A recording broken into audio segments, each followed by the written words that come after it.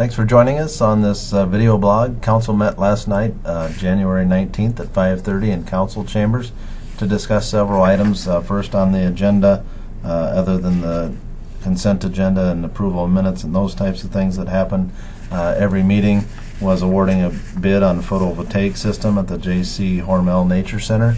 That project continues to move along. We approved a system of an 80, I think it's kilowatt system. We did a bid on 80 watt and 40 watt system, and we were able to go with the 80 K system. We received 4 bids. The low bid was for $155,353. So council awarded that system. It's great to have sustainability, one of the sustainability components of that project moving forward as we have the interpretive center move forward next year. Or this year, I guess I should say now. We also approved accepted bids for the abatement of asbestos. We had 3 nuisance homes that we have orders to take down.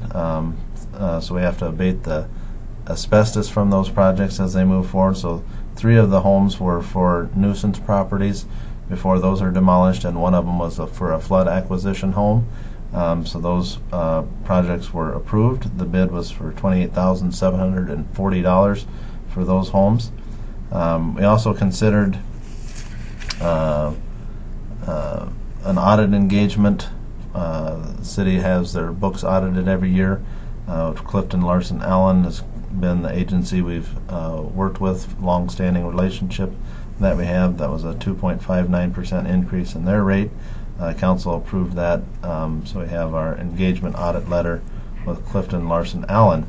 We also set street assessment rates for 2016, a slight increase of 1%. We try to recover about 50% of the cost from adjoining property owners, and 50% is the city share. We assess 25% on one side of the street and 25% on the other, and then the city picks up the center 50% of those costs. We look at 2015 projects.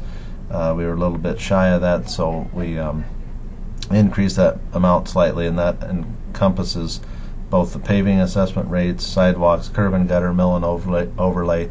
Those all rates are included in that assessment. So council approved that. We had a couple change orders for the Riverside Arena project. That project is coming in about $20,000 under budget, so that's good thing.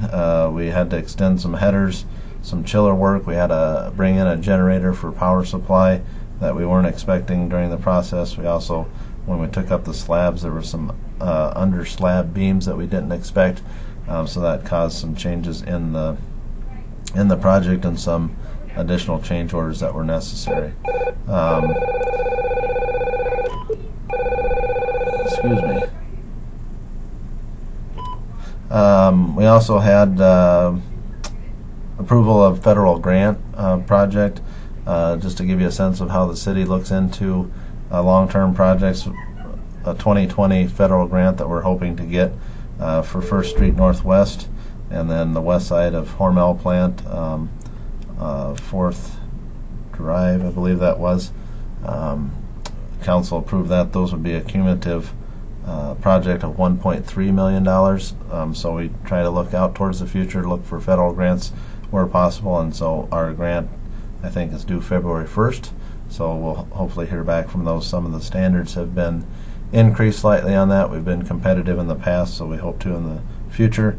Both those projects, I think, were initially constructed in 1976, and the other one in 1986. So as you can see, they're long-term projects that we try to plan for in the future. Council also approved a resolution related to LGA. We're asking the state to increase funding for that statewide program by $45.5 million, which would translate to roughly a little over $378,000 for the city of Austin.